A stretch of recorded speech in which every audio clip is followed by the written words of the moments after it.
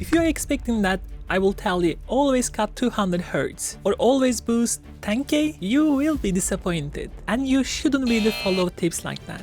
Let me show you 4 EQ moves that will make a difference in your songs. Hop in. This one has to be one of the most important advanced EQ tricks. The faster you learn this, the sooner, clearer mixes you will get. Listen to this. Do you hear how these two vocals are on top of each other? Here, the main vocal into the ambient vocal.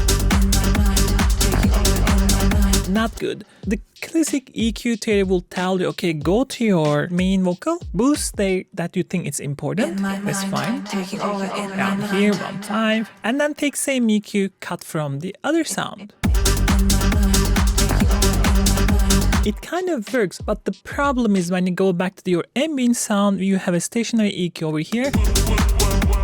Make everything worse for the ambience. The trick over here is actually this. Activate this EQ only here, depending on the amount that you need to do. You can basically automate it, but then you cannot control the amount, right? First, set change the source signal over here, 21. That means that now we are listening to the main vocal. So this one. In my mind, taking over in right? My mind. See where they're clashing? Let's create a dynamic EQ first. And there is a small auto button, so it's just reacting in sound on the channel now. But we want to react from the sidechain signal. And you turn this on. Let me make it a bit less sensitive.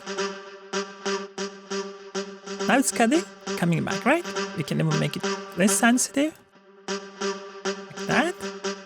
The trick that you can do, because you are cutting, you want to actually emphasize a bit the upper and bottom points of the cut, like here. You can say when I cut, maybe boost a bit here, so I can kind of compensate it from my original sound, right? It's a bit more advanced technique. That's the reason you may consider EQ rather than sidechain multiband compressor. Let's do it a bit more. Maybe I want to do a bit here as well, give a bit air when it ducks down. Right, now let's listen one more time.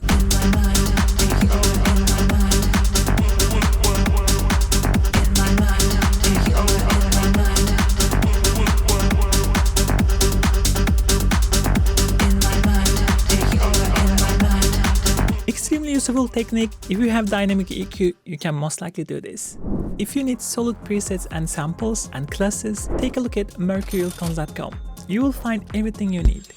This is kind of a subtle one, and it's the frequency separation. The original idea goes all the way back down. Let me show you. You may heard about pull-take technique. The idea was the pull-take had boost and attenuation at the same time. If you boost and attenuate, in theory it should be 0, null, but in reality it kind of creates something like this. People tend to call this the frequency separation simply because the EQ kind of separates the low end from mid-lows. Because this is duck down and this is boost, there's a more clear separation between these two. So, of course, this idea of frequency separation is not only useful for low end, it's especially good when you want to get a sound pop in the mix, lead sounds, vocals, basses and so on, while keeping the loudness relatively similar. How does it work? We have this lead sound.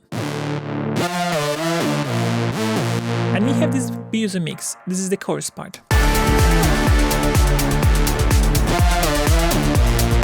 I want this sound to pop a bit more. Simple idea goes like this. Find the part that really pops in the mix together with the mix. Somewhere around here. So you could have kept like this, right? Just a bell curve. For my ears, this type of boost often tends to sound artificial and boxy. And here comes that frequency separation trick. What you do, you smooth it out this curve, and then you actually find a place where you want to separate this sound from the neighboring frequency band, more or less here.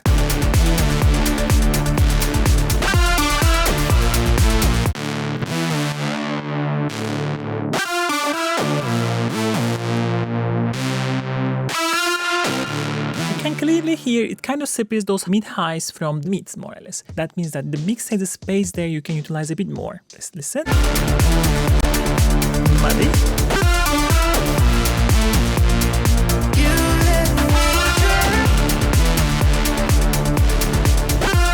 Right?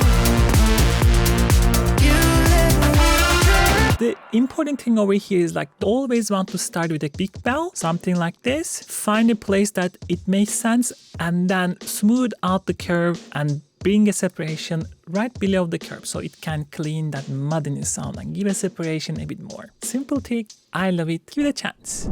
If you're enjoying the video up to now, please consider like and subscribe, and I promise I will bring you more cool tricks like this. This one is one of those secret tricks, and it is oftentimes key to getting that analog sound. I always hear you use only serum or that producer uses only serum but it sounds so analog. How is it happening? It's actually quite simple trick. What you need a good saturation plugin that gives that analog vibe. The sound itself sounds like this. Simple bass sound, right? There's not much in it. The first step is actually cleaning up the high end. I often like to emphasize a bit the cut point. This actually drives the saturation later on a bit more. The more you do this, the more this frequency will be driven inside the saturation plugin. Don't exaggerate it, but use something like this. After that, go for saturation. In this case, I'm just using cedar. You can go for anything. We are driving quite a bit, right? So what is happening? Saturn is actually filling up this warm saturation into the high end that we cut. And the last point is actually emphasizing those newly added harmonics with another EQ move. So you boost those highs. Look how analog this sounds suddenly, right? From here to here. Give this to the person and they'll be like, oh, this sounds so analog. I think a lot of people miss the point by just throwing a saturation and hoping everything sounds warm. But if you do this way, you will get this very clean, very analog sound. Cool, isn't it? Tightness control. This is extremely handy tool and not many people is aware of it. Take a listen to this ARP sound.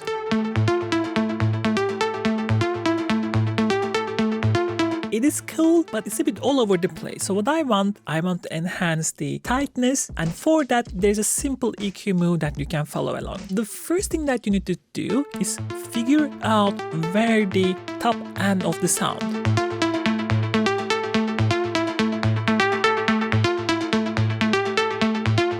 It is of course personal, but for me it's probably somewhere around here. And after that, create a EQ like this. EQ can be a bit more loose, so you don't get this really inside the bathroom sound. The tightness oftentimes associated with the mono signals, so basically mid signal. So what you need to do, turn this into the mid, then you place mid. You don't want to just go and boost. It will boost all the effects, all the tails, everything in the mid. But you want that initial transient part of the sound to be emphasized. That is pretty easy with the dynamic EQs. What you need to do, give a slight boost like this, and then give a good chunk of dynamic boost. So every time plug hits, we see that bump on the mid, and then it goes down. So it doesn't boost the mids and clutter whole mix. Without mid. Get this more definition on the transient on the mix. It kind of feels tighter because of that. And in the mix,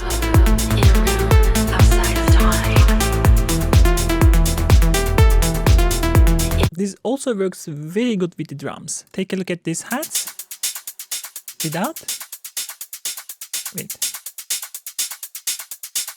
Simple. This can improve your hats, but if you want to improve your whole drums, I have a video over here. Take a look.